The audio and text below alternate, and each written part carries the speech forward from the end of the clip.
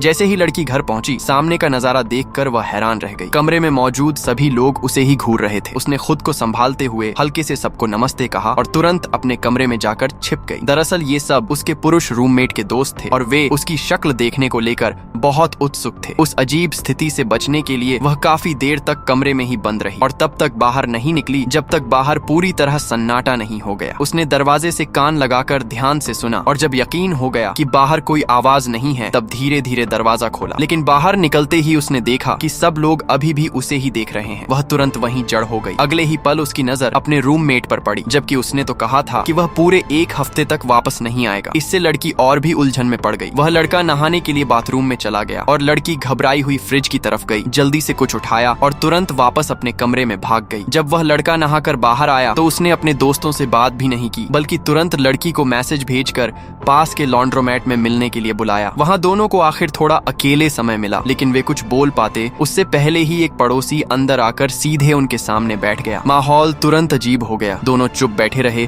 और जैसे हवा ही जम गई हो। लड़की की आंखों में लाचारी साफ दिख रही थी। कुछ देर बाद पड़ोसी की वॉशिंग मशीन बंद हुई। दोनों को लगा अब शायद बात हो पाएगी, लेकिन वह आराम से कपड़े मोड़ने लगा। लड़की तो पूरी तरह निराश हो गई। तभी लड़के ने फोन उठाकर उसे मैसेज करना शुरू किया। ये देखकर पड़ोसी भी हैरान हो गया। दोनों चुपचाप बैठकर मैसेज में बात करने लगे और उसी दौरान लड़के ने अचानक लड़की से अपने प्यार का इजहार कर दिया। लड़की इतनी घबरा गई कि जवाब ही नहीं दे पाई। उसे सोचने का समय देने के लिए लड़के ने बहाना बनाया कि उसके फोन का सिग्नल खराब है और वह बाहर चला गया। जैसे ही वह गया, पड़ोसी लड़की को सलाह देने लगा। लड़की ने समझाया कि वे दोनों कपल नहीं हैं, लेकिन पड़ोसी को लगा कि बस उनका झगड़ा हुआ है और उसने उसे अपने रिश्तों के टिप्स देने शुरू कर दिए। थोड़ी देर बाद पड़ोसी चला गया और दरवाजे पर ही उसकी टक्कर उस लड़के से हो गई जो बाहर इंतजार कर रहा था। इस समय लड़का बहुत घबराया हुआ था। उसे डर था कि कहीं लड़की उसे मना न कर दे, इसलिए वह खुद को शांत करने के लिए नीचे चला गया। कुछ देर बाद लड़की हाथ में ढेर सारी कैंडी लेकर घर लौटी। उसने देखा कि लड़का सोफे पर बैठा उसे देख रहा है। लड़की को अभी अभी उसके इजहार की बात याद आई और उसे समझ नहीं आया कि क्या कहे। आखिर में उसने बस इतना पूछा